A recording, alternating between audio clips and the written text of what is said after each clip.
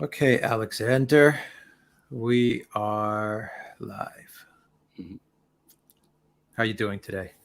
I'm doing very well. Very happy to be here um, in this July day. It's freezingly cold in London, boiling everywhere else, but London is cold. So there we go. All right. Let's uh let's do some Q&A, I guess, Hmm. and for about an hour and just talk Absolutely. Yeah. about what's happening in the news, what's on Hmm. people's minds, Hmm. and we'll wrap it up. Yeah.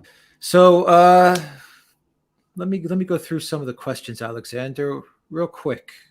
Couple of minutes. What's the big story? The big story, in my opinion, remains Ukraine, and I have to say this: that's the really important story. But the one that's attracting the big attention is the legal cases in the United States. And we have the sham legal cases. And I say that, very calculatedly, the sham legal cases, which are the ones that are being brought against Donald Trump. And then we have the real potential legal cases, which are now, I think, starting to break through, which are the ones that are going to affect the president and his family, the current president and his family, I should say clearly, Hmm. because those are serious. If they really reach a courtroom or the House floor in potential impeachment proceedings, they will cut through, despite all the attempts that have been made to keep them quiet. They're the kind of things that people do understand, and not surprisingly, they understand. Whereas the latest indictment, I read it, and again, I have to say, I'm not even sure that there is actually an offence being described there. I mean, I'm not sure what the offence is exactly that is being described. I mean, that um, Donald Trump lied about the election outcome. Did he? I mean, how do you prove a thing like that? And if he did, is that even a crime? But anyway, those are the two big events. But the real big event is the one, as I said, in Ukraine, which, to be very clear, has also got the potential to end this current presidency and to change the political landscape completely. And but the one that, as I said, is sucking up all the attention in Europe as well as in the US are these legal cases. And can I just quickly say that these two legal streams of legal cases are interconnected. It's fascinating to see that even as the sort of walls close in over the Biden affair, if I could call it that, the Hunter Biden affair, if I can call it that, the Justice Department is becoming ever more frantic in inventing ever newer cases to bring against Donald Trump. And I'm sure the Georgia case is well on the horizon. All right. So, hello to everybody that is watching us on Rumble, on Odyssey, and Rockfin, YouTube, and the Duran.locals.com. Good day to everybody, and a quick hello, Alexander, to our moderators.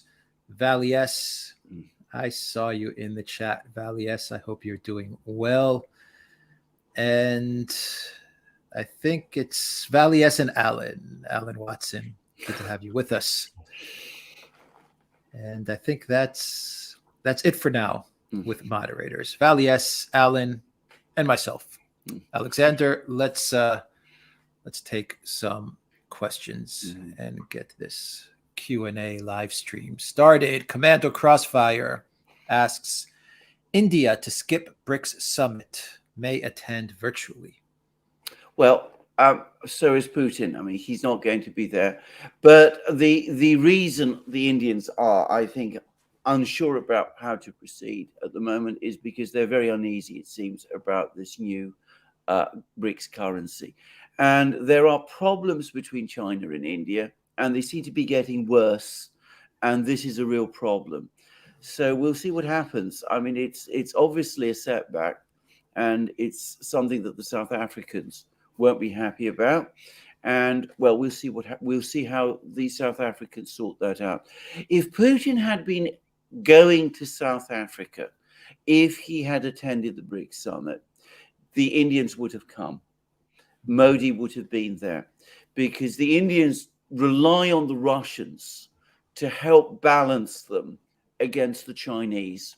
But what Modi doesn't want is to be put in a position where basically he's facing off against Xi Jinping by himself. So this is why it's being scaled down, and why the currency issue, which is difficult, complicated, apparently it hasn't yet been resolved, and the Indians are nervous about getting involved in it by themselves without the Russians there, without Putin himself there. Right. The ICC warrant seems to have worked a bit. Well, it has. At least it sabotaged this summit meeting. But it sabotaged the summit meeting because South Africa itself got itself into a terrible mess over this. If the South African government had found a way around the question of the BRICs warrant, the ICC warrant, then of course that wouldn't have happened. Or alternatively, and this was an option that was being floated, if the South Africans had said, look, we can't get around the ICC warrant, but let's hold the BRICS summit somewhere else, then again the problem would have been resolved. But the South Africans both wanted to hold the BRICS summit and couldn't find the way around the ICC warrant. So I'm afraid, to a certain extent, they scuppered it themselves. And by doing so, by the way, and I have to say this with some sorrow, there's already been some comments about whether or not it was ever a good idea to invite South Africa into the BRICS group in the first place. Jungle Jin says, any comments on Scott's take on Gonzalo? Well, what to say? I mean, I'm going to make my own simple observation here. If I'm going to err on the side of compassion. Now, Gonzalo has given an account of what's happened. He clearly has been arrested. He looks to me as if he's on the run. There's unanswered questions, clearly, but then, of course, one doesn't expect to have all the questions answered, especially in this kind of situation. There are aspects of his decisions which I would question. But as I said previously, as I said on a live stream I did at Locals, I'm looking at this from, firstly, a compassionate angle. As I said, if I'm wrong to do that, but also from the side of a lawyer. And I'm thinking, well, this is the account I'm being given, and I'm going to assume until I know otherwise that it is true. So Scott has his views. I'm going to go with the position that I've set out. Yeah. Commander Crossfire says, wouldn't the best way to stop the drone attacks on Russia be to push the Ukrainians further away and remove sea access, or is Russia incapable of this? No, I think it's incapable of this, and I think that's exactly what they're going to do. But at the moment, the Russians are dealing with the offensive that Ukraine has launched. And I mean, my own view is that the offensive is now starting to ebb, but we've heard reports today, or have seen reports today, that the US is very unhappy about the fact that the offensive hasn't broken through, and that they're again complaining about this to the Ukrainians, and that they're strong-arming the Ukrainians to launch a cross-border attack, a cross-river attack over the Dnieper River. So the Russians have to deal with all of that. Once they've dealt with all of that, then they will have to deal, obviously, with the drone attacks, the shelling of Donetsk city, the drone attacks, the waterborne drone attacks on their ships, all of those things. But they have to deal with this offensive first. Okay, from Radovid, there are rumors of India undermining the BRICS effort for common financial system and expansion. Is India really switching camps, or is it the manifestation of the multipolar world by Modi emulating Erdogan? Yeah. For the first thing I would say about this is I've just come from a program that I was doing with another former Indian diplomat, M.K. Badrakumar. You may all know about him. He writes for Indian Punchline. And I would urge people, if you want to understand Indian thinking to go to that program when it eventually appears. We'll put it up in about a day, In about probably a day. a day or two. Yeah, Exactly. So Badru Kumar, I should say, is in some respects a critic of Indian foreign policy, and he thinks that India has China on the brain, and that they are not happy to be pushed forward into a situation where more and more countries join the BRICS. So this is not something that we actually did discuss, but I can say that more and more countries join the BRICS. India's position in the BRICS is diluted. Those countries which would join the BRICS tend to be more closely aligned with China. And I think they feel that if they join the BRICS in that kind of way, that will limit India's influence. India also is wary of a financial currency system that, again, would be dominated by the Chinese. So, I mean, they have those concerns, and they're concerns that have to be worked through. But as I said in my previous answer to the BRICS, the issue of the forthcoming BRICS summit, if Putin had been there, present in South Africa, I'm confident that Modi would have come, and a lot of these problems would have been sorted out then. The reason that Modi is probably not going is because Putin isn't there, because Modi considers Putin a friend. Putin is the indispensable person that holds this thing, brings it all together. He's on good terms with both Xi Jinping and with Modi, and he's in a position to sort of act not exactly as a mediator, but as an honest broker, if you like, between them. So he's able to say to Xi Jinping, look, Modi has these concerns, and he's able to say to Modi, well, look, I've explained it all to Xi Jinping, and he's listening. And both the Chinese and the Indians trust him, but they're nervous about facing off against each other. On the question, by the way, of BRICS expansion, I think the Indians have a point. BRICS is still in the process of creating its architecture. And I think that expanding too fast at this particular time might actually make the BRICS group more unwieldy before its structure has been fully established. Commander Crossfire asks, what are your thoughts on the Eritrean president's speech at the summit about how Russia needs to lead a new consolidated effort against the West? Well, I thought it was an astonishing speech. I mean, it was one of the most powerful speeches that was made at that summit. And I should say two things. First of all, Eritrea and the president of Eritrea are something of an outlier in Africa, in the sense that he has been on bad terms with the West for a very, very long time. So it's perhaps not surprising that this very strong stance has come from him. But note that none of the other African leaders appear to disagree with him. And I think he was articulating what is a fairly well-established view within Africa, which is that the Africans during the Cold War looked to the Soviet Union to support them in the process of decolonization against the West. Afterwards, when they achieved decolonization, they looked again to the Soviet Union to counterbalance the still very powerful Western influence in Africa. And then, of course, the Soviet Union collapsed. The Russians basically left the scene.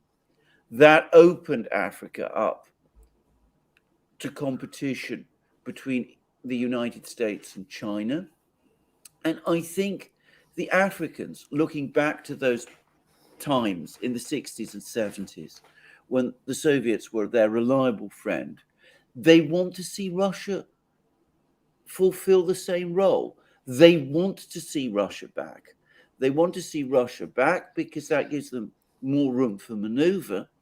And in the case of some of the more strong-minded figures who are expressing sentiments that you're also seeing in Niger, they want to see the Russians back because they feel that with the Russians, they can start, the Africans can have a chance finally of gaining control of their own resources, their own natural resources and achieving a genuine program of industrialization.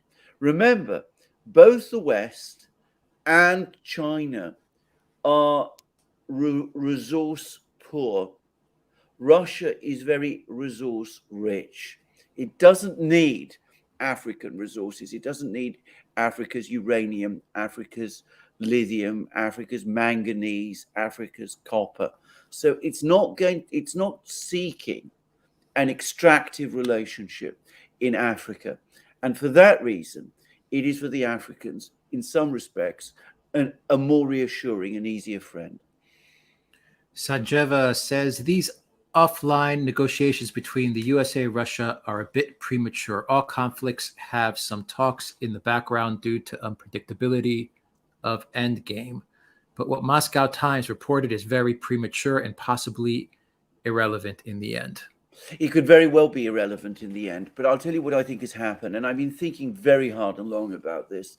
I've come around to the view that there are some kind of discussions actually taking place. And in fact, as I discussed in my video, my channel yesterday, a Russian official, or rather an ex-Russian military official in Russia, has effectively confirmed that there are some kind of discussions going on. But I think what has happened is that the initiative to start those discussions came from some people, some well-connected people in the United States.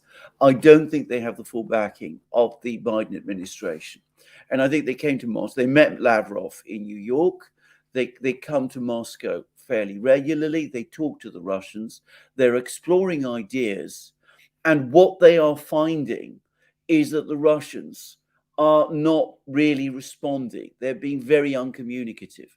And I think that Moscow Times piece basically expressed frustration. It was the frustration from that group of American ex-diplomats that they don't seem to be getting through to the Russians. They're not able to change Russian positions. And in typical neocon fashion, because these are neocons, they see the solution again to getting Putin out, to removing Putin from the scene, to achieving a regime change in Moscow.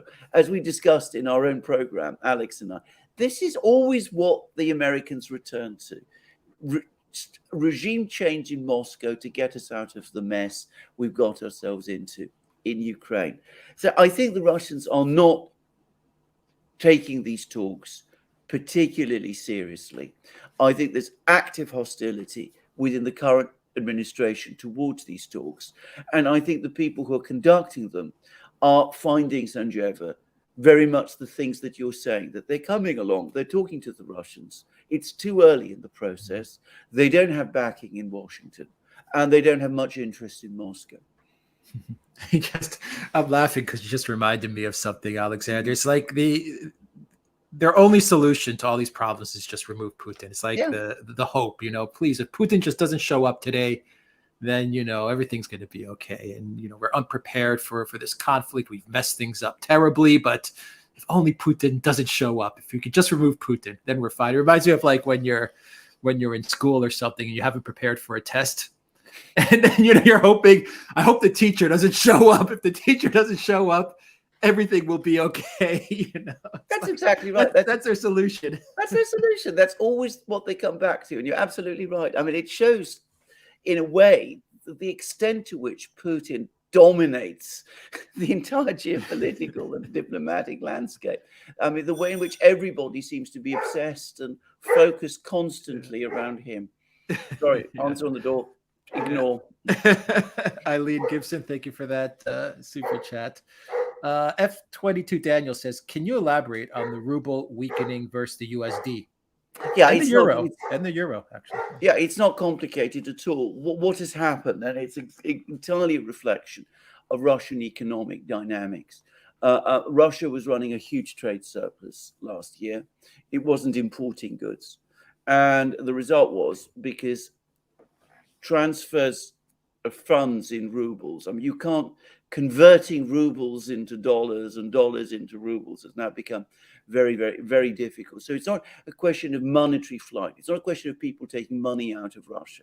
In fact, demand for the rubles is actually been increasing in Russia at the present time. But last year, the economy was in recession. Imports had collapsed because of the sanctions, and oil prices were high. So the ruble strengthened, and it strengthened too much.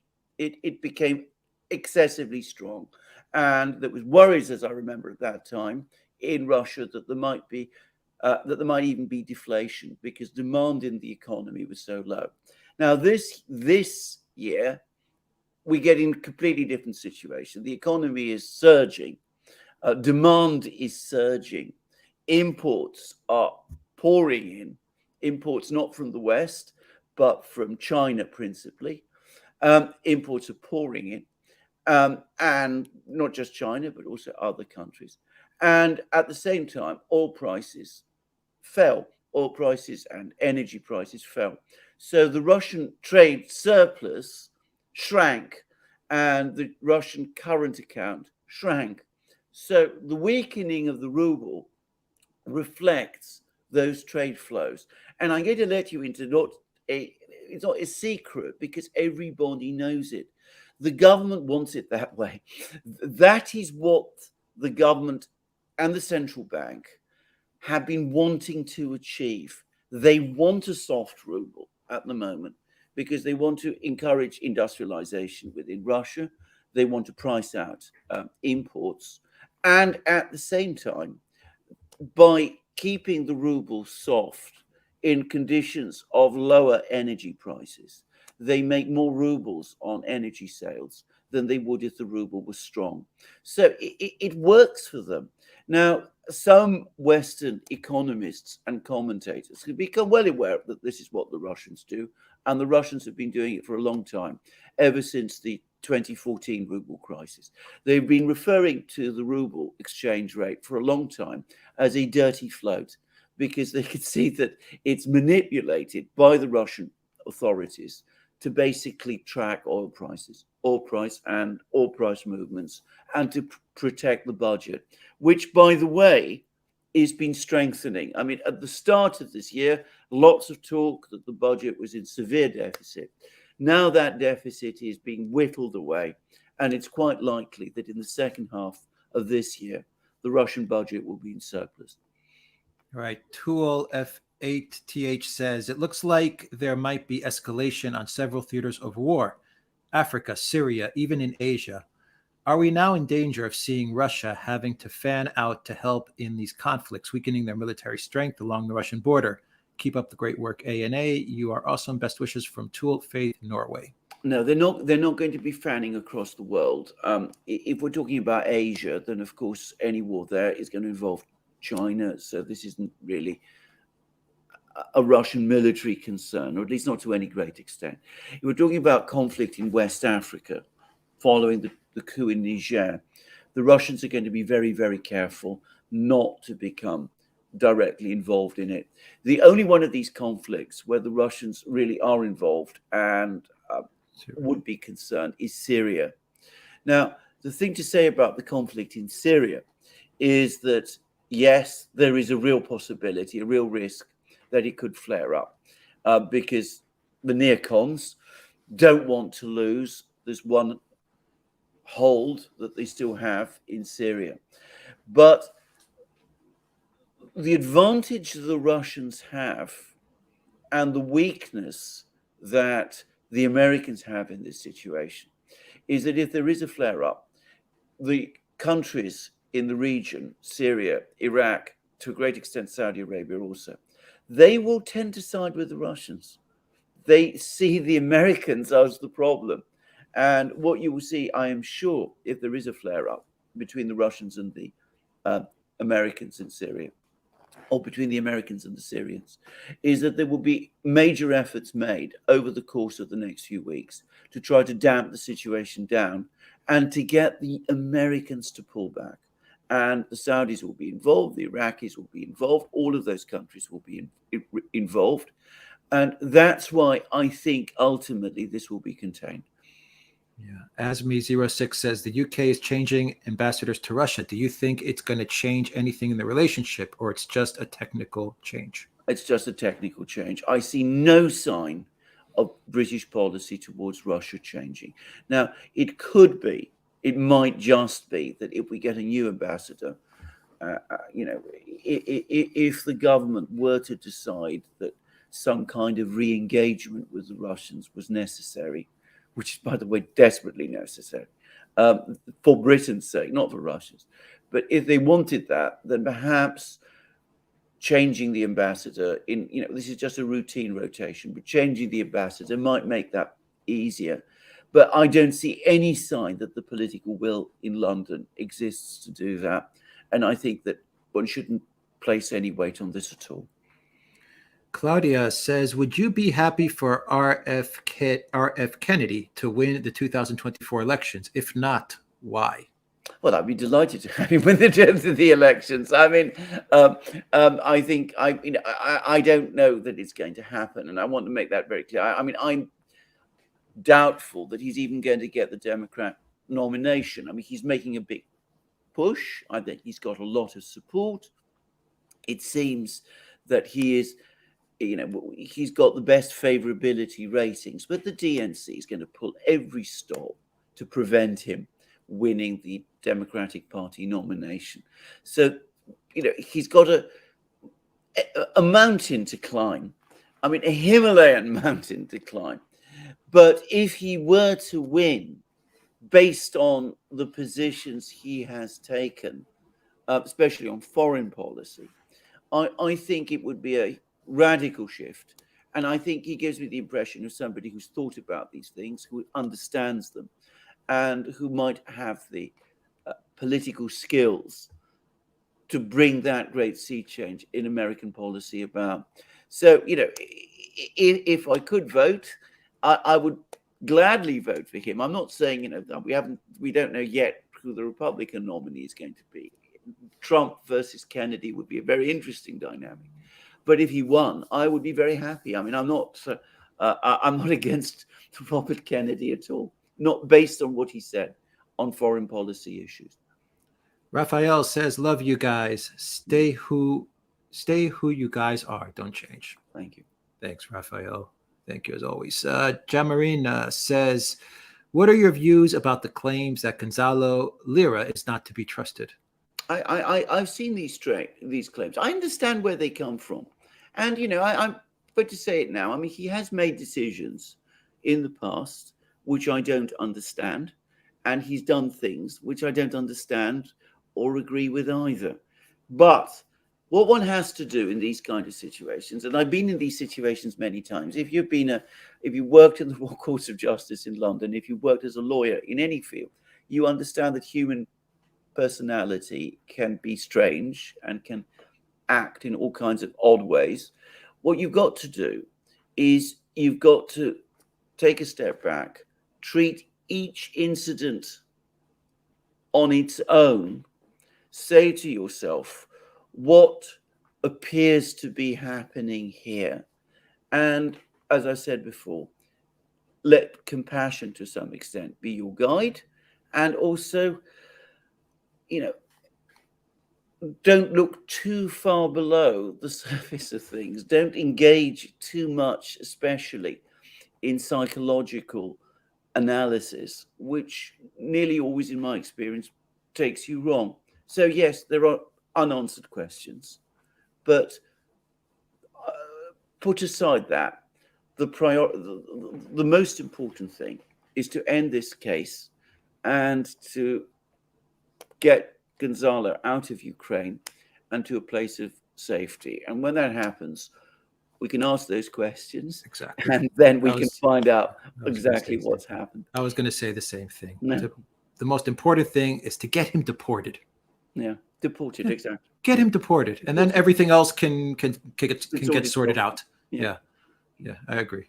Nicholas Walker says, does the EU secretly want the Ukraine-Russia war to continue as it keeps the U.S. close, especially with Africa boycotting European countries? Well, I think there are probably some people who think like that, but what a misguided idea, because of course what is happening is that they're getting too close to the country, the United States, which is destroying the European economy. And they're keeping the Russians, who were helping to build up the European economy, away. And at the same time, Europe wanting a war to continue on its eastern borders, it is a crazy thing. I mean, it undermines the whole security situation in Europe and creates an incredibly dangerous and unpredictable situation. So, yes, I agree. I think there are some people in the EU, in Europe, who think like that. But I think they're deeply misguided people. I'm being polite about them. I mean, I could use much stronger words. That policy is not in Europe's interests.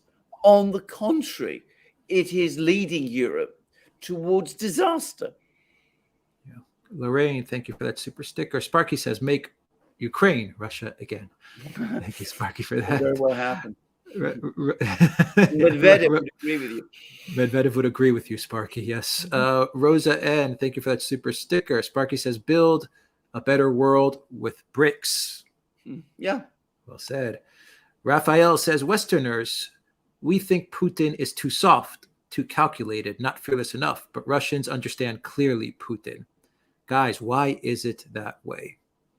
Well, you're absolutely correct about this. I mean, every time I've discussed Putin with Russians, to the extent that they criticize him at all, and most Russians don't, by the way. I mean, most Russians tend to be very supportive of Putin. I think I should make that clear. But when you do hear criticism of Putin, you hear people say that he's too risk averse, he's too cautious, he's let the West fool him too many times.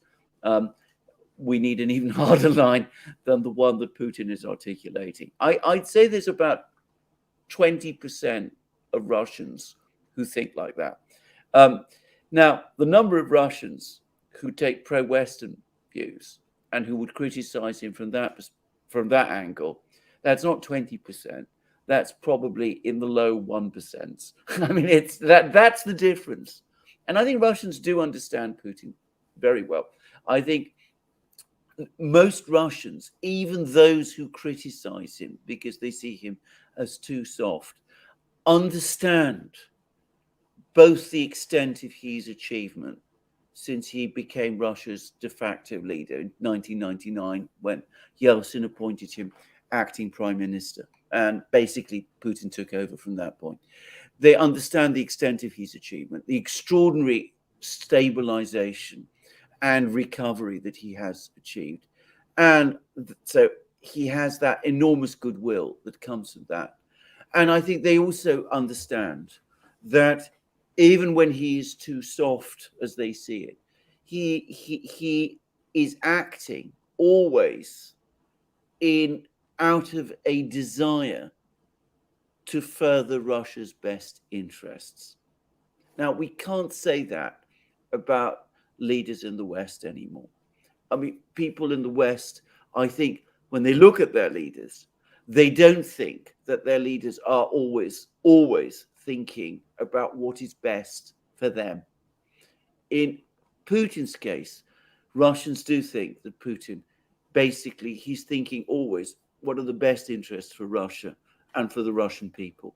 And I think that is why he is supported to the extent that he is. There's criticisms, people disagree with individual actions that he takes, but overall, he has an enormous amount of support in Russia.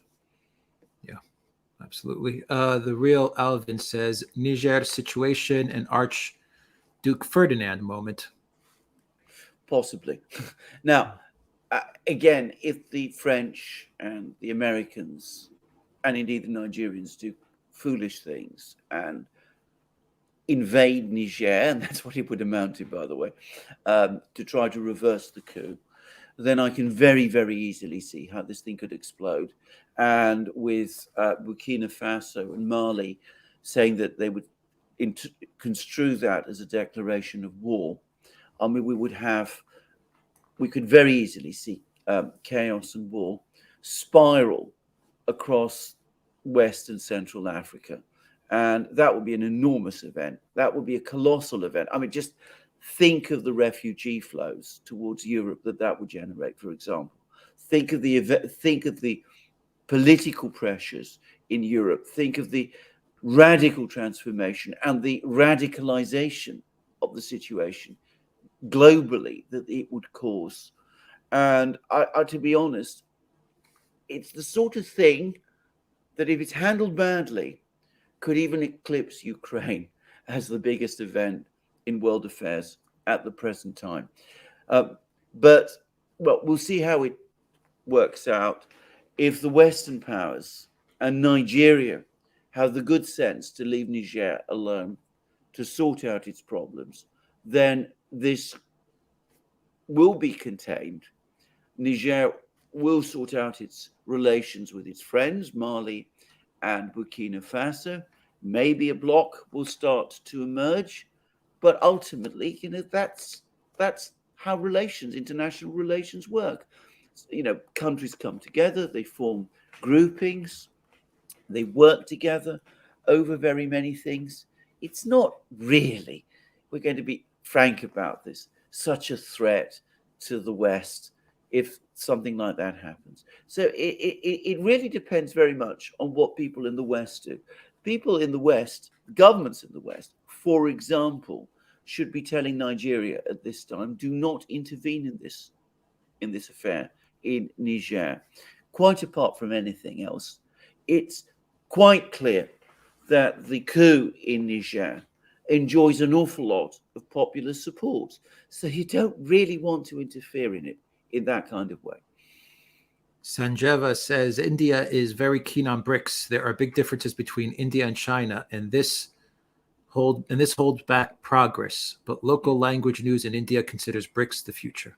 I agree. I think that's exactly correct. And if you go to the program that's going to come up with MK Badrakumar, you'll see that that's entirely his view also, and it's the view of other Indians. Of that, I have absolutely no doubt. Indians that I've spoken to.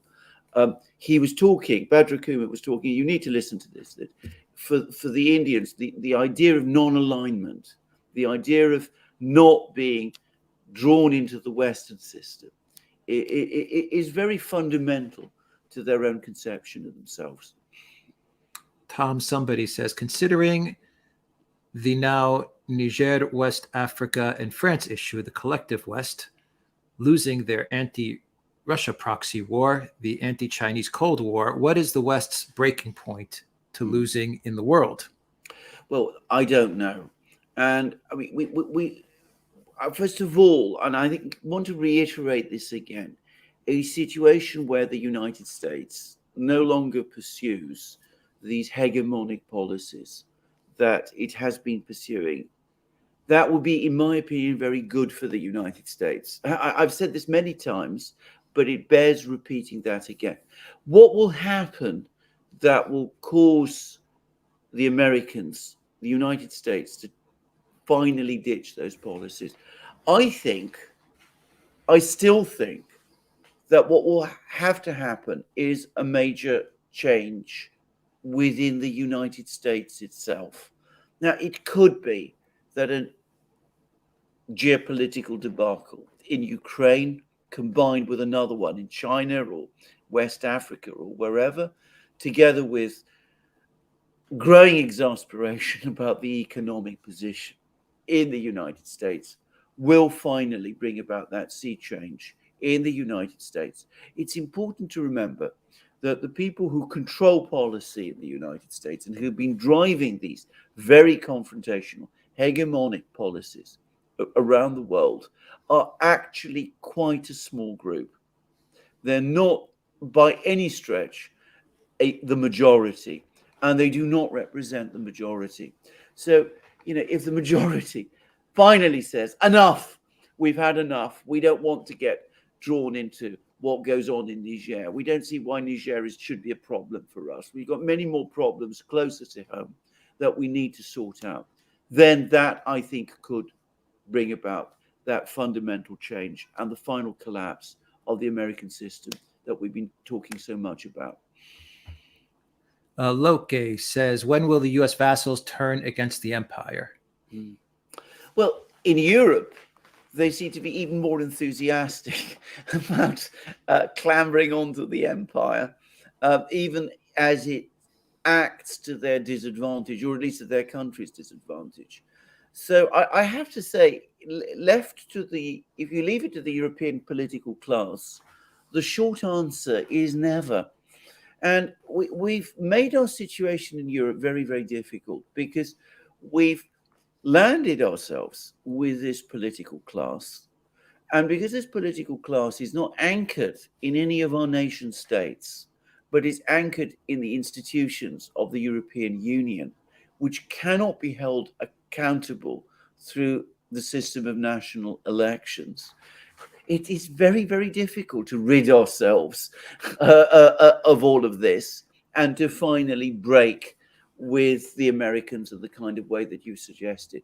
So I think in Europe, at least, this is going to take a very, very long time. And it will need a collapse of the Euro system, the EU system, in order for the other break, or if you like, that final declaration of independence by the nation states of Europe to actually take place. And Atloki says the refugee flows are intended. Well, I know that's a view, and I wouldn't be at all surprised if there are some people who would welcome them in exactly the kind of way that you say. Ignaki says, have a cup of Joe, and thanks for your unfailing fairness. Thank you very much. Thank you for that. Tool F8TH says, when will the invisible line of waging war in space be crossed, and who are most likely to do this? Mm-hmm. I fear that this is one of the few new and untested scenarios that could really push the conflict into very hard to predict situations. You're completely correct. And again, people are not perhaps taking this as seriously as they should. Again, I have to say this. We've been through a year and a half in which a war in Ukraine, in which the United States has used its space-based assets to an extreme degree to help Ukraine, in the face of the fact that the Russians actually have the capabilities to interfere with those space-based assets. Up to this point, the Russians haven't done that. They haven't sought to shoot down American satellites, for example. They have shown very, very great restraint. I think that the Chinese would probably also show great restraint. I'm not confident that the United States would. So I fear that eventually, if anybody does initiate a conflict in space, it won't be the Chinese or the Russians. It will more likely be the same neocon grouping in the United States. I mean, look at the way in which they acted over that Chinese balloon, for example, and the overfraught and overworked way that they acted over that balloon. Given that kind of climate that exists within the political class of the United States, I can't believe that they would hesitate to start shooting down satellites and taking those kind of actions if they thought that that would, rescue them from a difficult situation. Someone blew up the Nord Stream pipeline. Well, exactly. Somebody blew up the Nord Stream pipelines. Absolutely correct. Thank you for pointing that out. I mean, a government that is showing fewer and fewer restraints, that is now basically dropping the mask about the fact that they're quite happy for Ukraine to send to attack the Crimean Bridge and carry out drone attacks. I mean, they pretended for a while that they disapproved, but all that's basically fallen away. A country that thinks in that kind of way, I mean, they're not going to balk at shooting down the odd satellite, if I can put it like that, if they think that they can gain some kind of important advantage from it. Amir Ash says, supporting from Rumble. Thank you, Amir, for that. And Law of Attraction says, Alex, what changes do you notice in Russia since your last visit a few years ago? People, thinking, economy, quality of life, some other thoughts. That'll be a long discussion. I think what Law we of will attraction. do, when you're back in Cyprus or Greece, we will do a dedicated program. Yeah, We can discuss all probably, of yeah. these, which is because it's a huge thing. I mean, I've been getting all kinds of comments from Yeah. Alex, and he told me about lots of different things that are going on. We're all very interesting. We go- can't just answer it quickly here, but just a few. Yeah, it's not going to be a quick answer, but going back to what you were saying about Putin, it's really interesting when you talk to people here in Russia. They do say president. They do say Putin or President Putin, but most of them I've noticed they say our president. Yeah. When they talk about Putin, which I think is just really interesting. And the way they say it is you can tell that they're proud. They say our president said this, or our president showed patience, or our president. You know, they feel very much connected to Putin and the work he's doing. Anyway, we'll answer that in a dedicated video. Law of Attraction. Kasla B. Balsek says, why didn't Gonzalo Lira seek asylum in Russia instead of Hungary? It was closer and more likely to grant asylum. Well, that's one of the questions which Gonzalo will have to answer one day. I can't answer that question for him. I mean, he may have had reasons. It may have been, for all I know, difficult to get across, even more difficult to get across the Ukrainian-Russian border than it would have been to try to get across the border into Hungary. I'm not in a position to answer those questions. I mean, we are not. As we said before, there are lots of unanswered questions. Once he's out of Ukraine, we can ask him to explain them. But at the moment, we can't answer them on his behalf. From Tool F8TH. Off topic, Alex, could you please take a walk and talk in Russia where we get to see some of their brutalist architecture? So much interesting architecture in Russia.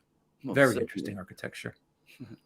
There certainly is. I mean, they have some brutalist architecture, but I don't know what Alex thinks. But if you're talking about modernist architecture, it's the constructivist architecture of the 1920s that interests me, and there is a surprising amount of it around. There is even some in St. Petersburg, by the way. I've seen it. Yeah, the architecture is beautiful. Yeah, absolutely beautiful. And it makes a difference to your psychology. Yeah, it really does. When you see beautiful buildings and structures, it lifts up your mood. Yes. JHS Scott 6 says, thank you, gentlemen and moderators, as always. When do you plan to have Robert Barnes back on? Soon. a lot to talk about, to discuss. Yeah, and he's the expert on what's going on in the elections and in the U.S. Trevelyan Gale says, is Niger being primed for a Russia-NATO showdown? I don't think the Russians want that at all. In fact, I mean, it's important to say that the Russians have actually condemned the coup. I mean, as they condemned it, they've said that they don't approve of these things. Putin made it very clear to the African leaders when he met them that, and this is before the events in Niger, that he doesn't support coups. He doesn't like coups happening, legitimate leaders being overthrown. So I don't think the Russians want to become involved in a conflict in Niger. And I think they will, on the contrary, to the extent that anybody is listening, make it very clear that they are not behind this coup in Niger. That is a ridiculous idea. And that Niger should be left alone to sort out its own problems. Now, of course, if the Western powers or Nigeria are unwise enough to intervene in Niger and the situation starts to escalate and spiral out of control, then at some point, quite likely, the Russians will become involved in the same way that they eventually became involved in Libya, and they're involved in Libya now, and of course they've been involved in Syria too, but it's not something that is on their agenda at all. Danielle says, can you explain what ECOWAS is and who controls this organization? I can't explain it in great detail. It is a grouping of West African states, that I do know, and I understand that it's principally the English language, the Anglophone African states. Of course, when one says Anglophone or Francophone, it's important to say that these are not the languages that most people speak in these countries. These are the languages of the former colonial rulers, which have been to some extent still adopted as the official languages of government in some of these countries, or indeed in most of these countries. But anyway, I believe that it is an English language grouping. I might be wrong about that, but it is a grouping of West African states. They've spoken out against the coup in Niger. They might have done that because to some extent they've been put up to do it by the West. Some of them have very close ties with the West. But do bear in mind that a coup in a country in West Africa is bound to be unsettling for many of the other countries in West Africa also. The idea of having, a president overthrown, a president that the leaders of all of these countries will probably know personally, it'll make them nervous, and they'll be worried about how their own militaries might, what might be happening within their own militaries. So it's not surprising if they're not happy with this coup, and they're making that clear. Not a banned account asks, how prepared is Poland against Russian expansion? Well, there is no question. There is no question of Russian expansionism against Poland. So Poland doesn't need to be prepared about something that's never going to threaten it or cause it any problems. If the more serious question is, how prepared is Russia is Russia in dealing with potential Polish expansionism in Western Ukraine and conceivably even Western Belarus? And that's the real issue. I think the Russians are prepared for that. I think they're becoming increasingly prepared, but they have no designs on Poland at all. Yeah. Sparky says Scott should have waited to opine until after Gonzalo got to safety, because accusing Gonzalo of being an SBU asset may make people or countries reluctant to help Gonzalo. What if Scott's wrong? Well, indeed.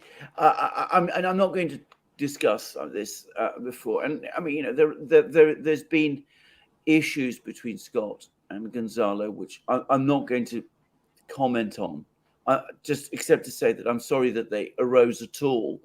But I'm just going to restate my view, our view. Get Gonzalo out of Ukraine, and then we can find out more about him and what's actually the cause of these unanswered questions that we'd all like to see answered. Yeah. Island Popsicle says, have you considered having Kevork Almasian on your show? He's an ethnic Armenian from Syria. With things heating up there, he might be interesting to have on. It'd be very interesting to have on, and we would love to have him on. Yeah, we should. I've got his email and we've communicated, but I haven't been able to get to a date for that, but I should get on it. But he would be great to have on. Absolutely. Tabernac says, BRICS is an introductory process to join the BRI, a screening process of sorts to gauge the sincerity of partnership agreements with China mainly. India's loss isn't the BRICS loss. Slower development for more sovereignty is totally understandable. Oh, absolutely. But can I say, I think the last point is absolutely correct. Now, my own personal view about the BRICS is, of course, it goes back quite a few years to the sort of mid-2000s. And what was happening at that time was that the Russians and the Chinese were getting very close to each other. The Russians were worried that if India was left out, that would leave them in a sort of unbalanced relationship with China. But also the Chinese, I think, quite wanted it because they were forging these ever closer links with the Russians. They didn't want it to look like purely a Russian-Chinese axis. They wanted, therefore, to sort of shroud it in all kinds of other institutions. So we saw the BRICS group have merged. We see the Shanghai Cooperation Organization emerge. We see the BRI emerge. We've seen also the Russian Eurasian Economic Union emerge. So all of these things, to some extent, are intended to conceal the fact that at the core, there is this Russian-Chinese strategic partnership. And that's the real driver, to my mind, of the BRICS and of all of the others. But India is important because it is the balancer. If it's just the Chinese and the Russians, then it begins to look like an alliance or a bloc. Having the Indians there makes it less of a bloc and therefore more attractive to more countries around the world. Yeah. Sam, let me know what your question is, because it looks like the question got separated from the chat. So just let me know what your question is down below and I'll grab it. Paul Walker says, the fact Gonzalo didn't get out must raise his plight more publicly. Ukraine's spokes thing is an interesting choice, a case of recruit the clown. Raphael says, guys, Russia, China, North Korea, Iran, Belarus, Algeria, is a joint army okay? They all will nuclear power overnight. NATO is completely neutralized. Well, now you are talking about a bloc. We might eventually see that develop. But as I said, for the moment, we need to understand that these are still countries that have their own policies and their own perspectives. And yes, they're all working together and they're trying to contain the West, or at least to contain the United States. But it is very much the West that is pushing hard on them. And I think that still, if they felt that they could achieve some kind of modus vivendi with the West, a cohabitation system with the West, a geopolitical ceasefire, as I've called it in the past, they would go for it if they felt that they could trust it. And the trouble is, now there is so little trust in the international system that it's difficult to see how even that can happen. Commander Crossfire, could we see a situation where the U.S. has to fight 4 different wars against Russia in Ukraine, Iran in the Gulf, China over Taiwan, and West Africa? The U.S. would become overextended. Should China and Russia push for this? Well, I don't think the Russians and the Chinese will push for it because I think they understand how dangerous potentially that might be. But I'm afraid that the scenario that you outlined is a very realistic one. It's quite possible. It's very easy to see the United States intervening in all of these different conflicts all at the same time because, as I've said so many times, the neocons who still run foreign policy in the United States have no reverse gear. So if they see a challenge, they won't try and find a way to back off. What they will try to do is double down, to escalate. And they find it very difficult to retreat, even in situations where the United States looks overextended. So I'm afraid that is a realistic scenario that you've outlined. I hope it doesn't happen, but it might easily do. But it's not one that the Chinese and the Russians are seeking. Anshuman Mishra says, thoughts on Russia-India payment issues? Yeah, this has been a big issue because, of course, the Russians have been selling oil to India. India has been wanting to pay for that oil in rupees. The Russians have been receiving all those rupees. They find that it's very difficult for them at the moment. They don't have, to be clear, India produces a lot of things that Russia would be interested in, especially like consumer goods, pharmaceuticals, all kinds of things, actually. But they haven't got the established links sorted out yet, and that is going to take time. So the trade between Russia and India has actually gradually moved away from the rupee towards other country currencies, including, I suspect, to India's frustration, the Chinese yuan, the RMB. So India now is apparently talking about setting up its own interbank payment system, its own SWIFT alternative. And if it can extend that and make the rupee a rather more widely traded currency, then it will make the rupee a more attractive currency for a country like Russia to work with. These are problems, they're teething problems. They will be solved over time. And if you look at Russian policy statements, they are very, very determined to build up their relationship, including their economic relationship with India. It is a high priority for them, and they will sort it out. Tool F8TH says, "You got disposable thumbs. Let's see them." Pirate Fish says, "Alex, what is your sense in Russia of soldier losses? The deaths and injuries, while much less than Ukraine, are not trivial." I don't have any sense, to be honest. I don't. No. I can't answer that because I just don't have a feel for it. No. So yeah. Nina Algo says, "Does the Virgin Mother's message about the consecration of Russia at Fatima's strengthen Russia in the battle?" I don't think the Russians are very interested in this. I mean, bear in mind, as I understand it, that's a Catholic thing, and Russians are not Catholics. So, I mean, some Russians are aware of it, but I don't think it's a very important thing in Russia itself. Sparky says, "I hope that Nigeria doesn't knuckle under to their Western colonialist master and becomes their proxy in Niger. Hopefully, Western troops will leave Niger too." Well, I hope so too, and I think they should. I mean, I didn't realize that at the time of the coup, there were 1,100 American troops in Niger, which is astonishing, actually. I mean, what actually are those troops doing there? I mean, that's... did people in the United States, how many people in the United States knew that there were 1,100 American troops in Niger?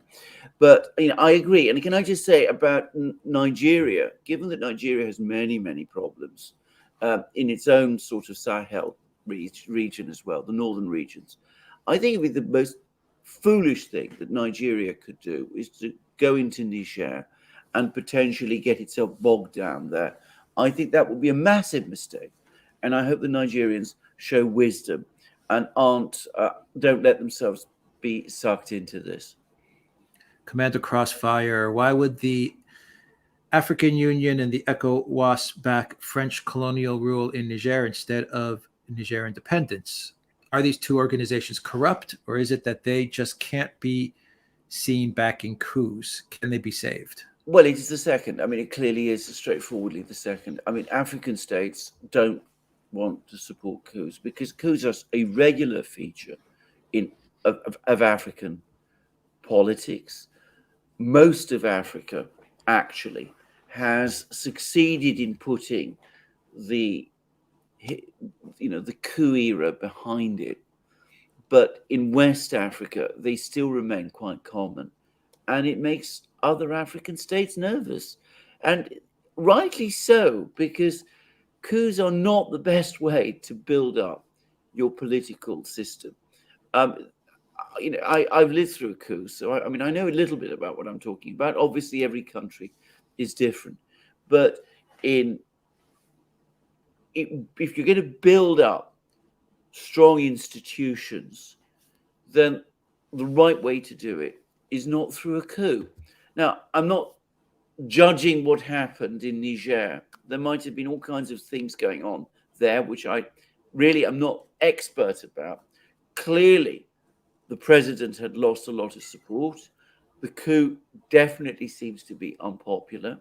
There seems to be a feeling amongst people in Niger that the president was too close to France and was perhaps serving France more than he was serving the people of Niger. And there's almost certainly corruption issues swirling around as well. But in general, coups are something that in Africa are not welcome. and which remind them too much of the past. And I don't find it surprising that the African Union also has been critical of this coup. Lynn Tupas, thank you for the super sticker. Irish partisan, Russia has long links with Africa, preceding the USSR, going back to the 19th century when it helped fellow Orthodox country Ethiopia arm itself and defeat the Italians at the Battle of Adwa in 1896. Thank you for reminding it. First of all, good to hear from you, Irish partisan. You are absolutely correct.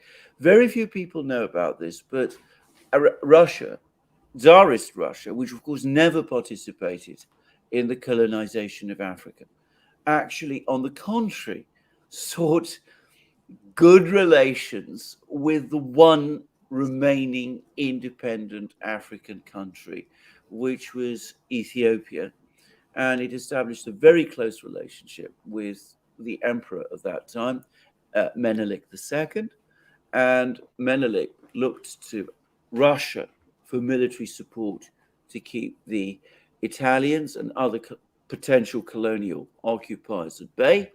And the Russians helped. And you're absolutely right. The Russian connection to Africa is a lot older than people know. Mobius Zero says, does anyone else think that China is like Israel, surrounded by enemies and very few friends? Well, it's got one very powerful friend, which has got its longest border is with Russia. So never forget that. Russia is China's friend. China also is on good terms now with North Korea. They've not always been particularly good, but on balance, they are good. And of course, they do have other friends in the region. It is a misconception to think that they're surrounded by enemies. They're not surrounded by enemies. On the contrary, but China is the colossus, and as the colossus, some of the countries around it look towards the colossus with some degree of, shall we say, care, and they want to keep the distance. They don't want the Chinese stomping all over them. And that can create frictions at times. Taberdak asks, India isn't with anyone, just wants to receive valuables for rupees as long as possible. Thus, they entertain both sides. The biggest winner of the Cold War? Yeah. Well, or at least of the post-Cold War era. I think they're doing it with great skill, actually. I mean, India is, as the person said, absolutely, it's about India. And, you can be critical, but don't be too critical. Indian governments are pursuing Indian interests and ultimately the interests of the Indian people. Then they're acting as a government should. 456T123G, thank you for all your hard work to pursue the truth, the prophet's wife. Yeah. Thank you for that. Reza says, appreciate your hard work, gentlemen. Thank you. Thank you, Reza. Jungle Jin says, if Johnson had sabotaged the Istanbul negotiations, would not Nazification and Russophobic oppression have proceeded unchecked? Well, it's a bit tangled, but I think the thing to say about this, first of all, is that Johnson and the US did torpedo the Istanbul process. Now, it's important to stress that probably there would have been a ceasefire shortly after that meeting in Istanbul had that process been allowed to go forward. But Istanbul was not a finalized document, not by any means.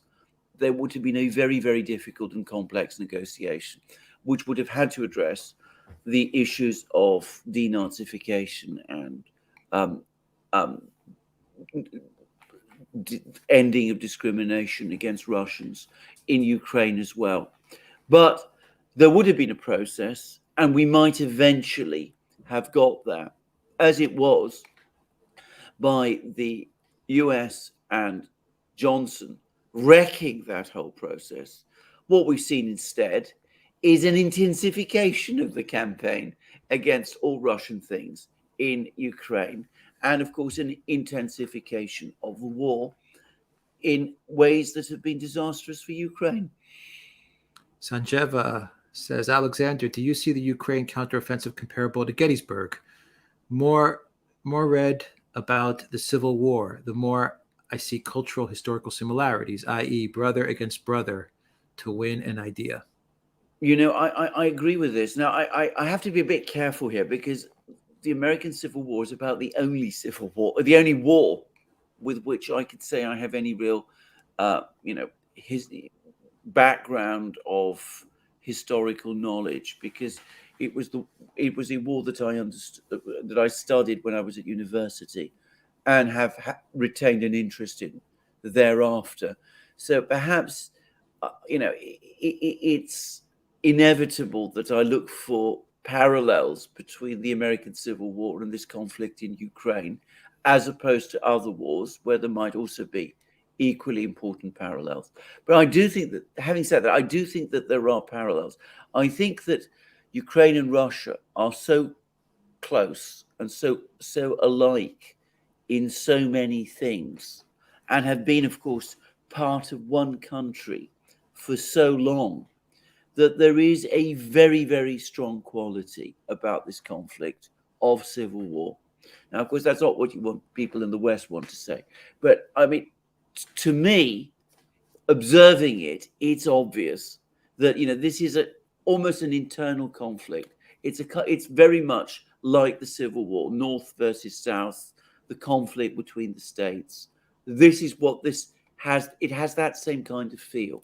And you're absolutely correct. There is an ideological dimension. So the Russians, they have their history, which the Ukrainian nationalists want to repudiate and reject entirely. They have a radically different conception of the past than the Russians do, or indeed that many Ukrainians had. Now, can we compare this offensive to any particular battle in the Civil War? Now, that I'm not really the best person to do. Gettysburg was in some ways, I suppose, the high watermark of the Confederacy in terms of its offensives. And when it was repelled at Gettysburg, it took a long time, but gradually it became clear that the Union was going to get the upper hand. And it could very well be that this offensive, this Ukrainian offensive, has parallels with that. But I think with military comparisons, one should be careful about taking them too far. And I'm not expert enough in military affairs to be able to say that definitely.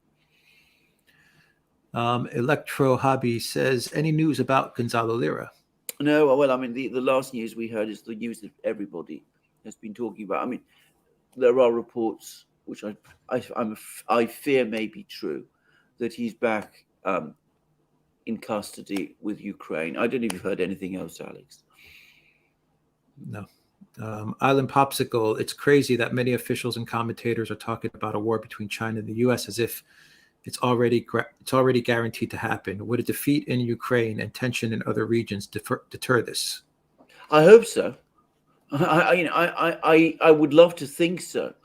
My worry is that it won't deter it. It might actually make some people in the United States even more determined, if you like, to pursue conflict with China. Firstly, to sort of wipe out the memory of the debacle in Ukraine and to restore the image of American primacy, but also because a defeat in Ukraine will reinforce their overriding concern, which is that the United States is running out of time and that it needs to act decisively now in order to preserve its global position. So I would like to think that a defeat would make people in the United States moderate their stance, but I'm afraid I'm not convinced it will. Mobius Zero, when will all this madness end? How do you stop the U.S. without nuclear war? We Americans never wanted empire. Well, I think you've answered to some extent the question. I think that ultimately the best way that this could end is for people in America to make it end. I mean, in a way that's what happened with the Soviet Union, which was, also became an empire. And let's be straightforward, an oppressive empire. But what happened was people in Russia said, enough's enough. We don't want to continue this. We don't like living like this. We don't like doing the kind of things we've been doing. And we're going to stop and we're going to change. Now, it wasn't managed well, but there was that decision made in the Soviet Union, in Russia, in the 1980s. The Americans need to do the same. And here I think they have the huge advantage in the sense that I think if they do make that change, because they will be going back to something closer to what the original structures of American society were designed for. This empire thing is something that's been grafted onto the US. It's not really, I think, natural to it. I think that you will find the American recovery very fast and very strong, and that the US will probably avoid some of that turmoil that Russia went through in the 90s. But ultimately, that's the best outcome. That's the optimal outcome. Whether the political system in the United States will permit it to happen is another matter. Loki says Kevork would be a good guest on your show. Yeah. And Raphael says they say do not tell lies. You will lose credibility. Why do you guys think the U.S. officials are not afraid to tell lies? I am referring to the UFO Senate. It's a bizarre story. The problem is that they've got into the habit of telling lies. And, you know, if you get into that kind of habit, it's very difficult to stop. It becomes compulsive. Karina, welcome to the drag community. Jungle Jin says RFK is more Zionist than the Zionists. True. Irish partisans. What other American I mean, if that's your objection to him, show me one American politician who can plausibly win the presidency who's different. Irish Partisan says, any chance of getting Steve Sweeney from RT on? Well, there's always possibilities, yeah. We'll try. Ches Bazaldo, Trump versus RFK Jr. would be the best thing for the U.S. Yes, I unequivocally. But they will do everything they can to stop it happening, as we've seen with these latest indictments and the media campaign against RFK. So what says, huge fan from Australia. Thanks for your journalism. Love you both. Mm-hmm. Thank you so much for that. Alexander Ciciolas, thank you for that super sticker. Mobius Zero says, I'm getting darkly curious as to how badly China can F up both South Korea and especially Japan in war. South Korea and Japan want to follow the U.S. straight to hell as they F around and find out. Well, I think it would be an absolute disaster for Japan and South Korea if they got drawn into a conflict with China. And of course, in South Korea, the president of South Korea seems to be keen on acquiring nuclear weapons as well. So it's a very dangerous situation. I don't want to speculate about military developments. I hope that they can be avoided. I don't think China is looking for war with South Korea or Japan. My opinion, China's only military interest is Taiwan and the South China Sea, through which Chinese trade passes. Mile Resetar says, Alexander, I am a better English speaker, having listened to your programs since the SMO began. Alex, love your walks and talks. Thank you for that. Mobius Zero says, if South Korea and Japan get raised by North Korea or China, I will shed few tears, their own fault for following the U.S. to hell and to their deaths. Well, I mean, I would shed tears because I would think of the people there, but I hope these things don't happen. I know South Korea quite well, by the way. My brother-in-law is married to a South Korean, and I've been there and I was impressed by the country. And I can say one thing straight away, that South Korea, I've never been to Japan, but in South Korea, there's a pretty diverse political and media landscape. And there are protests, for example, against the current president and his policies, which of course are not reported very much in the West at all. Yeah. First of Western kind, a lot of anti-white rhetoric out of South Africa recently, especially from Malema, the EFF, concerning. Yeah, I agree. Miler Resitar says, considered interviewing Günter Fellinger. Well, we've had so many suggestions. I mean, we'd have to make a list of them after the program has ended.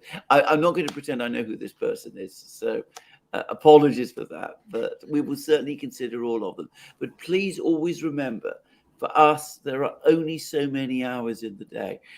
We are both very heavy, working very hard.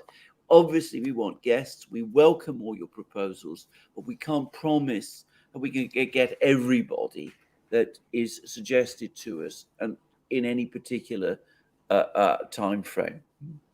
Faith in God says, good day. Can I just say I agree with everything you said? Greece doesn't have a favorite son. It has two at the Duran.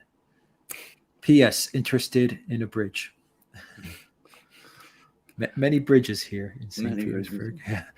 Tristan says, Rev 16, Sea of Red Blood, China red flag. Thoughts? Revelation 16.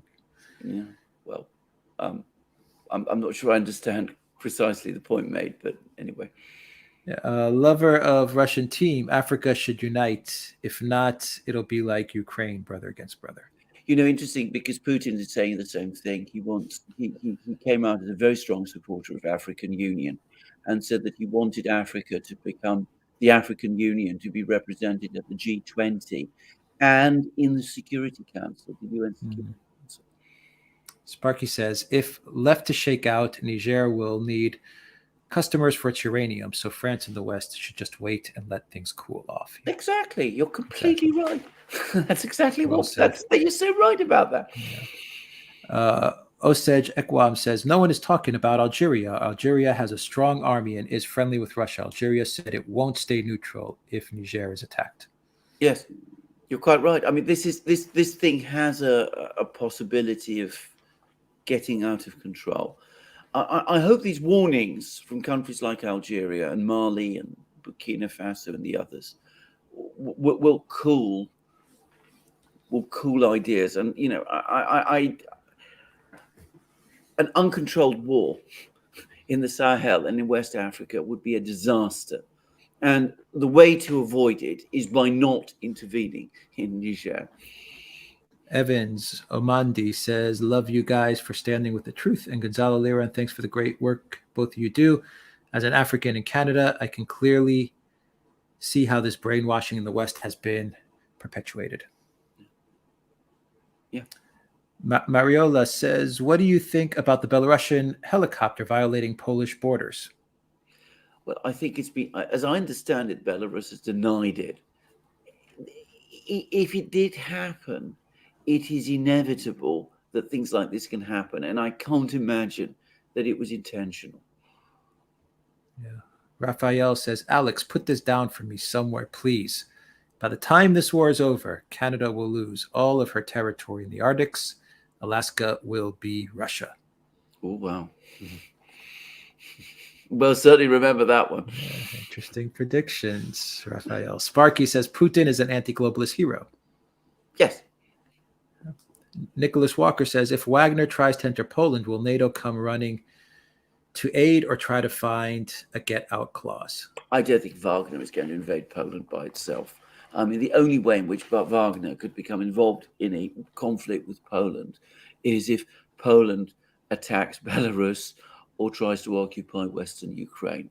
I mean, in that kind of scenario, I can see Wagner fighting the Poles, but it certainly will not attack Poland by itself.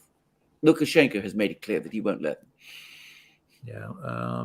David says, please invite Daryl Cooper, Martyr Maid, onto the show. Right. We'll try. MK, thank you for that super chat. Sam, let me know what your question was, please. We'll try to get it from the chat. Bradley says, will China leverage a conductor tech for military advantage?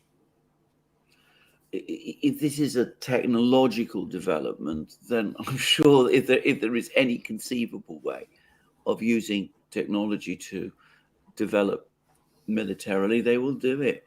If this is a trade issue, if you're saying that that the Chinese, by restricting certain exports, which I've been reading about, rare earths and such things, are going to degrade US military capabilities, well, I wouldn't be at all surprised either if the Chinese do it. After all, the US is trying to do it to China by restricting, limiting the export to China of high-end chips.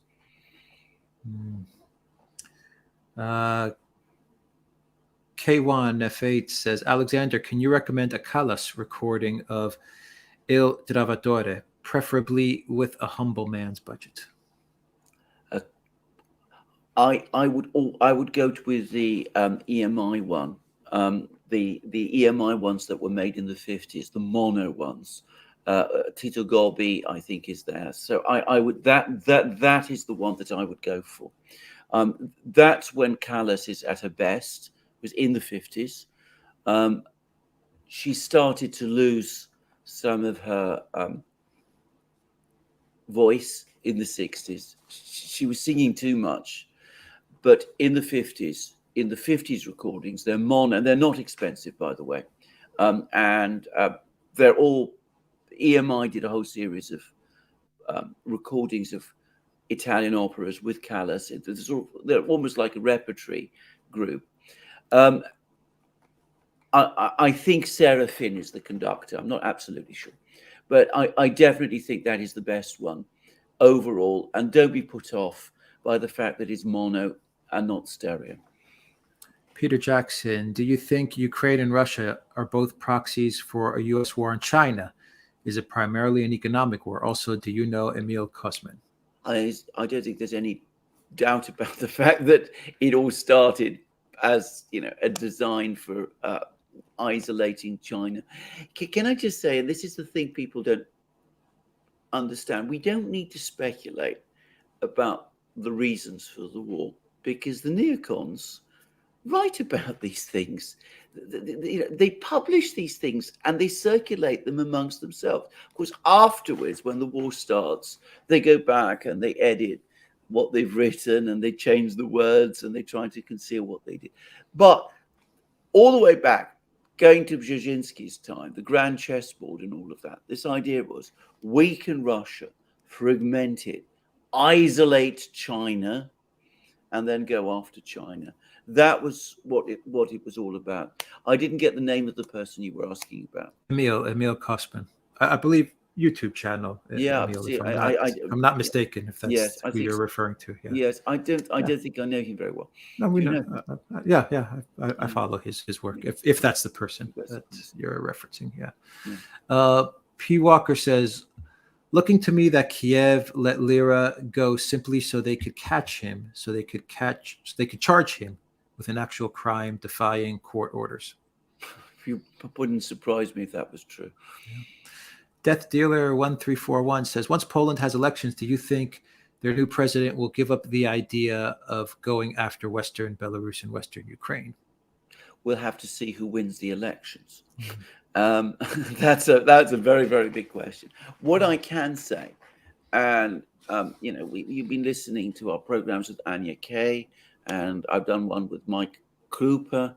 Both Anya and Mike, they say the same thing. And it's also confirmed by the Polish people in London that I know, that this is not a policy that most Poles or all Poles support, conflict in Ukraine. On the contrary, most Poles don't want to become involved in this thing, and there are more and more doubts about this policy. And hopefully, any new government will have to take that into account. Life of Brian, why was the Soviet Empire so much more willing to die with dignity than the American one? Is it that American empire is global, based in Epstein Island? That's a very good question, and I don't have a simple answer to this. I think one of the big differences is, of course, that the Soviet Union, it existed for far shorter time. And of course, it had a very difficult history, to put it mildly, of its own. I mean, there were an awful lot of people within the Soviet Union who were very, very critical of what the Soviets had done to themselves and to Russian society. And so it never had that full legitimacy that the United States had, that the political system of the United States has. And I think that was what caused its underlying brittleness. And of course, there were the economic problems, which by the 1980s were becoming very visible. Nick Mastilovich, thank you for that super sticker. Sparky says BRICS should allow the 30 applicants in soon, but stagger their activation over several years so as to smooth their transition and produce or sustain positive practices of a culture of success in BRICS. You know, you're not so different from what the Indians are saying. As I understand it, the Indians are suggesting that a status of candidate member be created for countries that want to apply for BRICS.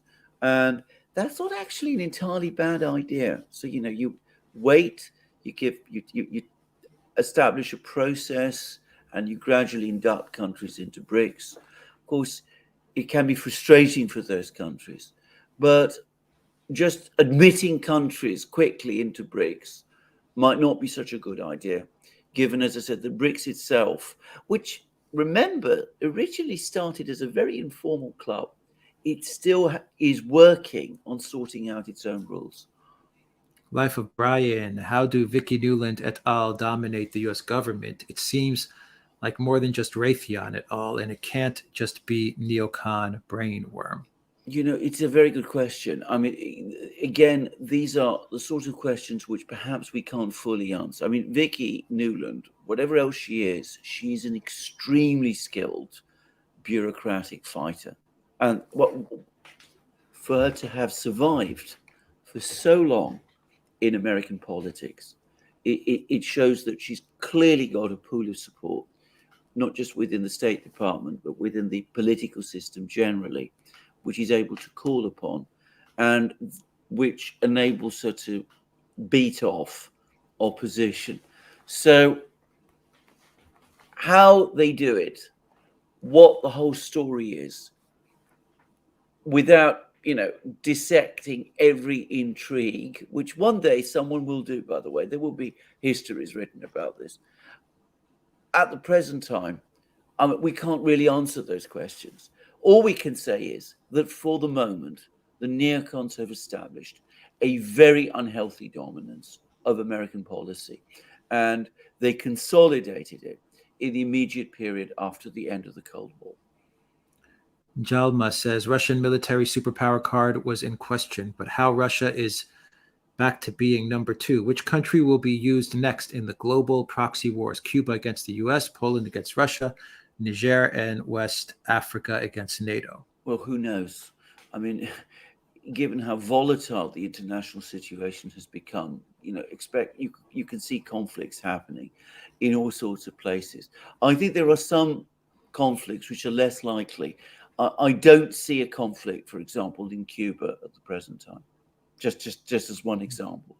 But of course, if protests were to restart in Cuba, some people were to encourage them, then even that might change. Demolition Daz 22, thank you for that super sticker. E82 says Nigeria is still holding Mazi Namdi, the leader of Freedom of Biafra, after courts found him not guilty and ordered an immediate release.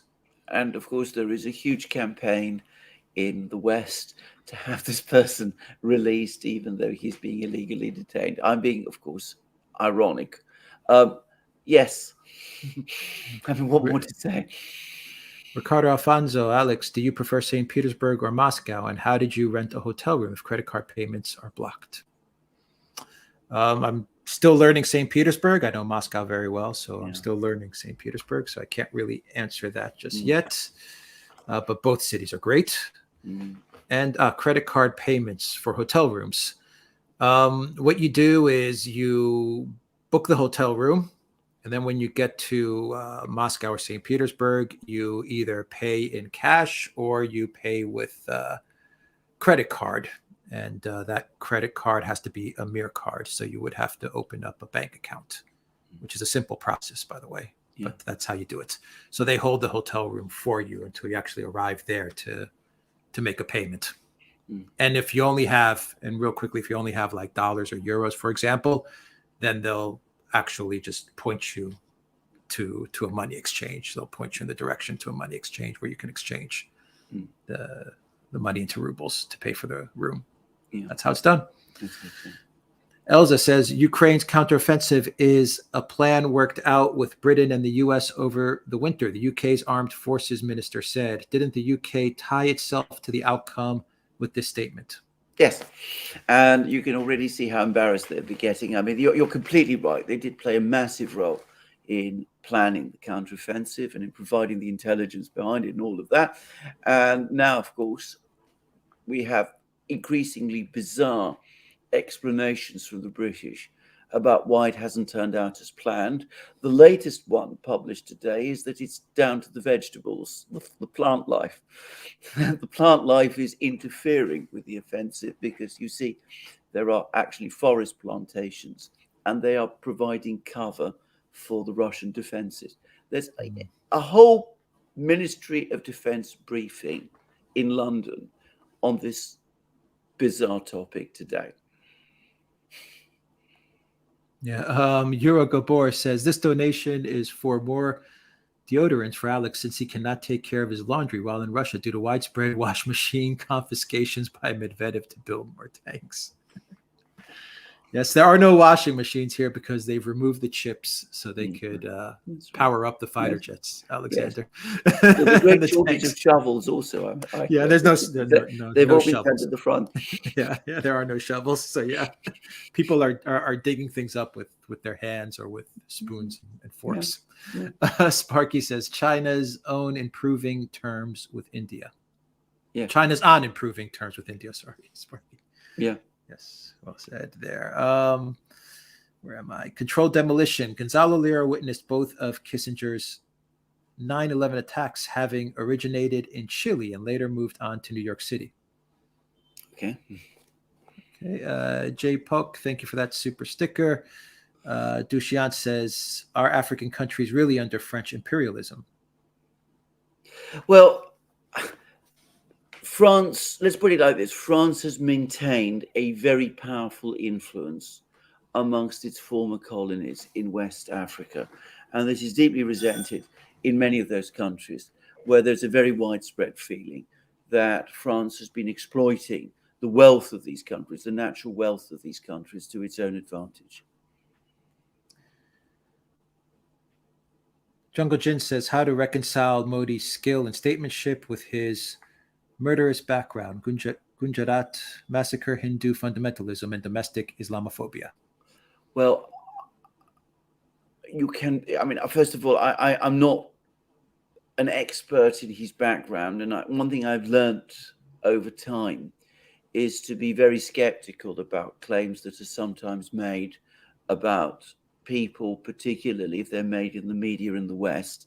They can attribute all kinds of things and they might be very exaggerated or distorted. So, I mean, I'm not saying you're wrong. I'm just saying that I'd be a bit careful about that. But as a general principle, it is a fundamental mistake to think that simply because somebody has done some bad and terrible things, that they're not skillful and clever and effective. I'm afraid I've seen too much of life to believe that. Often good people are not particularly clever and effective, and bad people sometimes are very clever and very effective. Morality and ability don't always go hand in hand. So now what? Thank you for that super sticker. QM says, famous Russian poet Pushkin had Ethiopian blood. Thank you to my favorite channel. I start my day with listening to your videos. Alex, I hope you find a nice coffee in beautiful St. Petersburg. Greetings from Australia. Indeed. Can I just correct that, actually? There's now, as was pointed out to me, on a live stream for the Duran, his ancestor was not from Ethiopia, as people thought for a long time. There's now been a great deal of research at this. And he comes instead, he probably originated from the area of Congo-Brazzaville. So completely different part of Africa. He was very proud, however, of his African origins.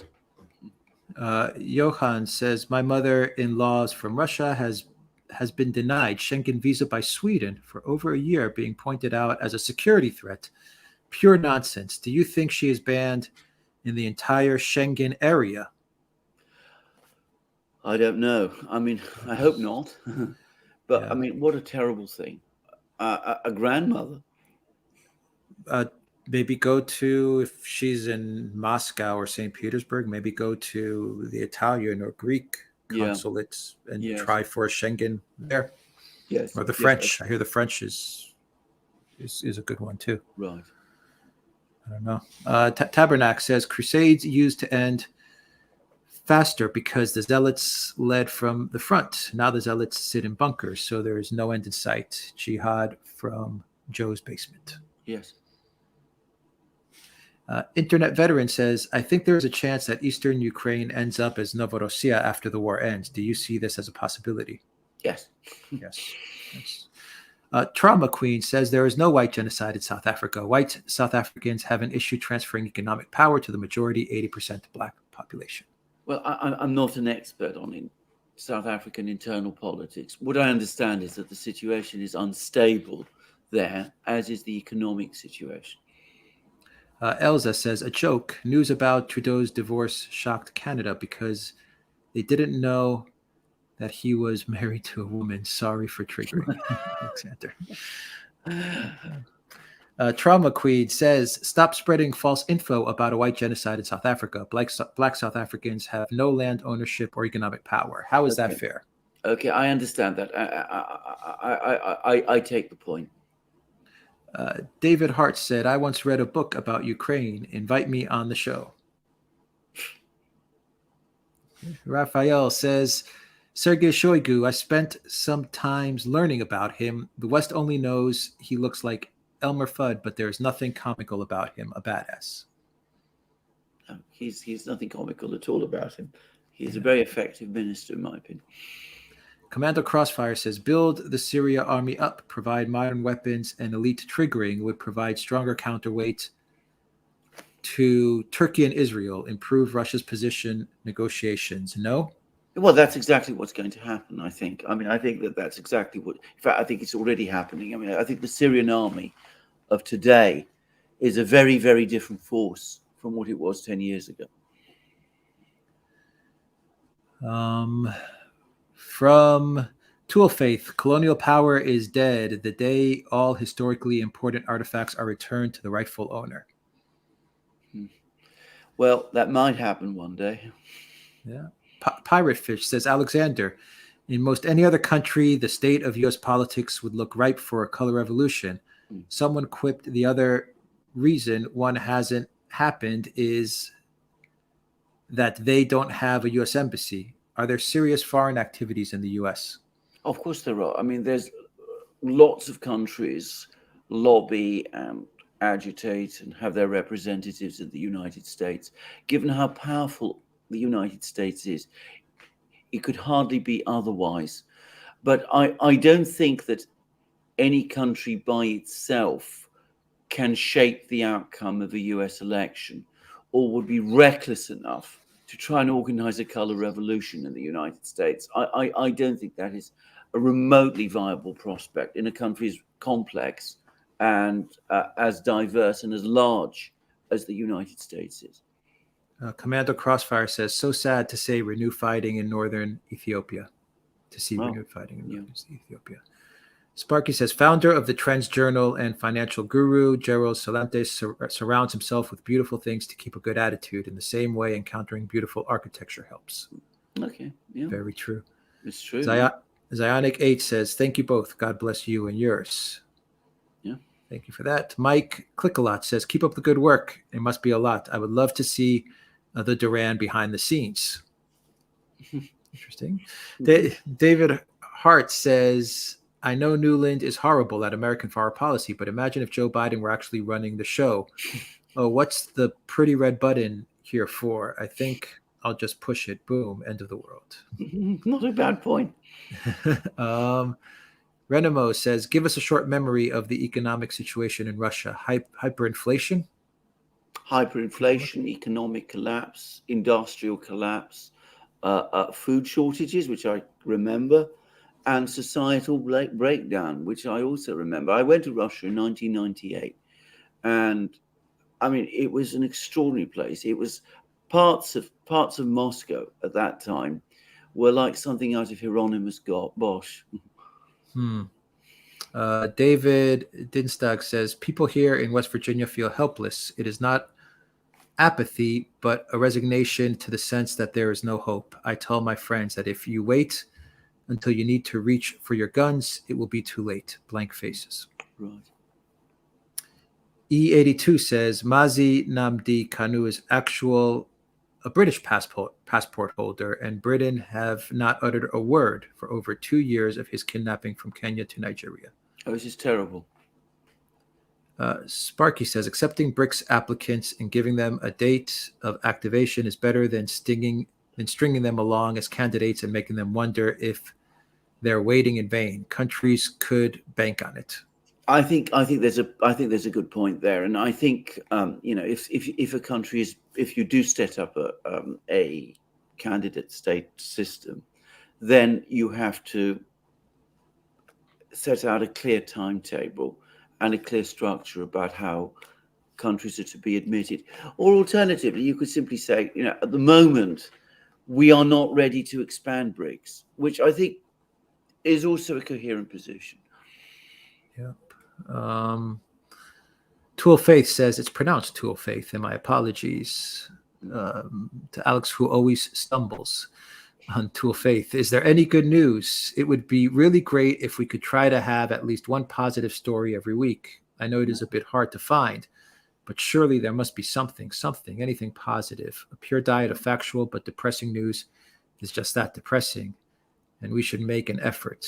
I speak to all Duranians here to focus on anything constructive and positive. Well, that is a very good point. I mean, the international situation is very tense, and the economic situation is also very tense. So that already limits our scope. But we're going to do a program about Alex's visit to Moscow. He's seen and Russia. He's seen many good things there. There are many good things happening in many places, and certainly we could talk about them. But I got the sense overall that you felt a strong economic situation when you were there. Yeah, for example. Yeah, absolutely. NV Storm, thank you for joining the Duran community. Professor Spud said, I noticed the Five Eyes countries have been shut out of Russia's new e-visa, while they're letting even people in Poland and the Baltics apply for it. Yeah. Well, we have MI6 and the CIA recruiting campaigns amongst Russians, probably. That's right. To thank for that. That's right. Commando Crossfire says, France extracted several tens of billions of dollars of uranium and paid around $12 million. Niger is one of the poorest in the world. France is a colonial power there. Disposed head of state, French employee. Well, this is exactly why there's been support for the coup. And it's also exactly why countries like Nigeria and the ECOWAS states would be very unwise to intervene. Alexander Vostov, thank you for that super sticker. Custard Pie, thank you for that super sticker. Jahangir says, for the question on Modi and Gujarat, the Supreme Court of India has cleared him. To the guy who raised the point, 1, suck it up. 2, address the persecution of minorities in Pakistan and Bangladesh. Oh, there you go. Okay. ThinkPad20 says, thoughts on the sentence of Vladimir Kara-Murza, whose appeal was just denied. 25 years and exceptionally harsh. Is exceptionally harsh. Was it justified? Well, I don't think it's that. I think it's too harsh a sentence. I don't personally believe people should be locked up for 25 years in those kind of conditions. And I understand that he's got underlying health problems as well. But again, so much has been going on. I'm not going to pretend that I followed every detail of his legal case.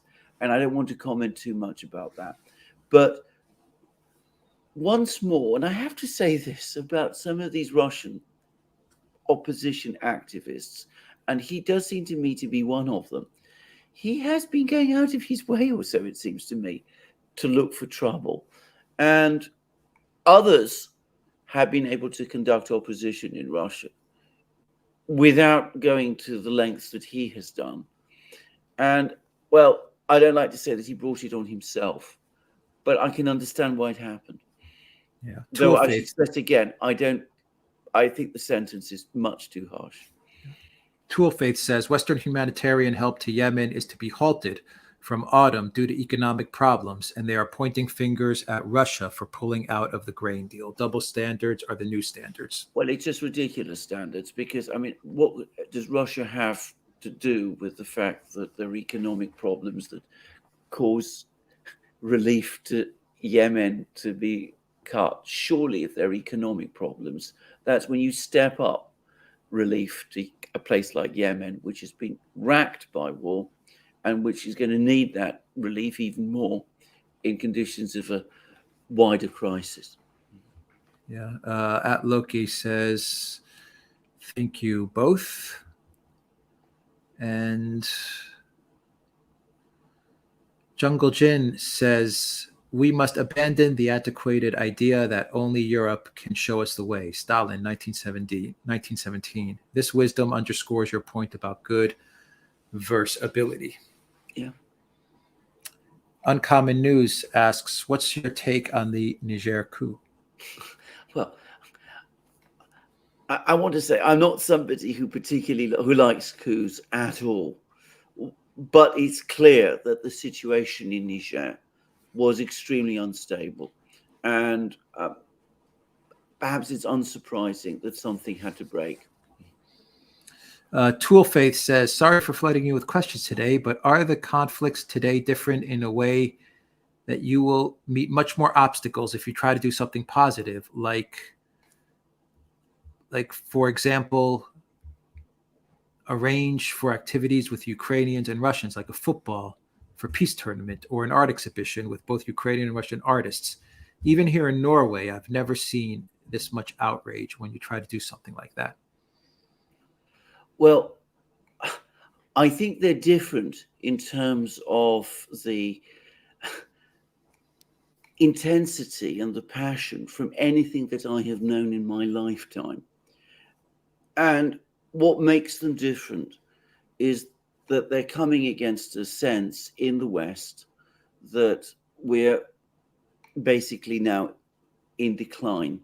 And I think this is giving them an extra vehemence and an extra quality of danger. Spock 23 says, as an American taxpayer, there is something intensely personal about Gonzalo Lira's saga.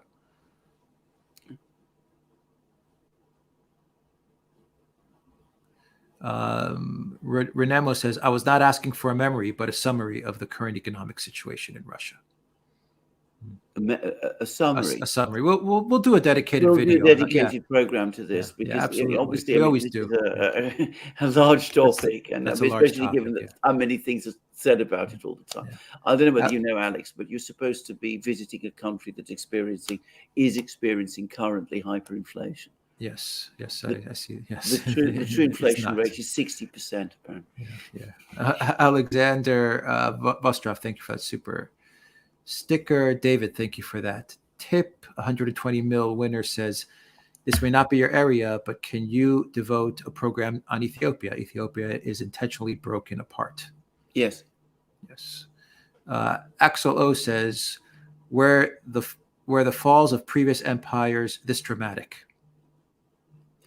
No, is the answer, because this is a situation which is unique in history, where the empire, if we can call it that, the system, the American system, is actually global. I mean, the United States is being challenged everywhere, and it is also present everywhere. And we've never had anything like that before in any other historical time. Tool Faith says true and scary. La Republic says, why is Turkey double-crossing Russia? Doesn't Erdogan take into account a Russian victory, a stronger BRICs, and a weakening EU that has stated time and time again that they never want Turkey to be a part of the EU? Yeah, well, he's now invited Putin. They had a long conversation. Putin is probably going to go to Turkey in August. After all, they seem to be determined to patch things up. It's exactly what Alex said in a previous program that we did. Erdogan does these things with Putin from time to time, with the Russians, because he knows that ultimately he can smooth things out with the Russians. He needed money from the Americans. He's hoping to get F-16s from the Americans. He made some moves which will annoy the Russians. But ultimately, they were not so important, and they didn't cross red lines in such a way as to jeopardize his overall relationship. So the Russians were not happy, and they've made that very, very clear. But their interests are to maintain the relationship with Turkey, and they're going to do so. And as I said, it looks as if Putin is going to Turkey this month and will be meeting Erdogan there. So Erdogan plays this game with skill. It is a game. It's a very complicated game. It doesn't make the Russians happy, but he knows how to make them go along with it. Nicole Vance says, just saying thanks for all you do. Our daily walks are the best. Thank you, Nicole, for that. Nick says the reason Lira hasn't gone to Russia is because it probably wouldn't be easy to cross miles of minefields, barbed wires, trenches, and hundreds of soldiers pointing machine guns at each other. Very likely. Very true. Jungle Jin says, Modi, leader of the all-powerful BJP, cleared by an Indian court. How utterly unpredictable. Sparky says, here's some positive news. I had a bumper crop of tomatoes, so made wine with them. It tastes like Chardonnay. Oh. And finally, Greg says, in touch weekly from the day of arrest with my rhino regarding welfare and release of Gonzalo. She ghosted me. Our government hates us. Yeah. Thank you, Greg, for that. And that is everything. Those are all the questions. Thank you to everyone for what was a great live stream. It was a good live stream, Alexander. And let's see. Ricardo says, will the going adventures of Alex Christoforou see him visiting the other BRICS countries as Duran ambassador? Oh, great idea. That would be a great idea. Yeah, why not? Definitely. And Tabernacle says peace is better than war. All right. Thank you to everyone that joined us from Rumble, Odyssey, BitChute. Why did I say BitChute? See, I'm used to saying that in the videos. Rumble, Odyssey, Rockfin, and YouTube, and BitChute, and Telegram, and wherever else we're publishing our videos. Hopefully I said Rockfin. Did I say Rockfin? Yeah. You did indeed. And thanks to our moderators on YouTube, Spartan Warrior Queen, Alan Watson, Valley S, Yue, and who else? That is everyone that was helping to moderate. I hope I didn't miss anybody. Okay, Alexander, let's do some videos. Okay. Take care, everybody.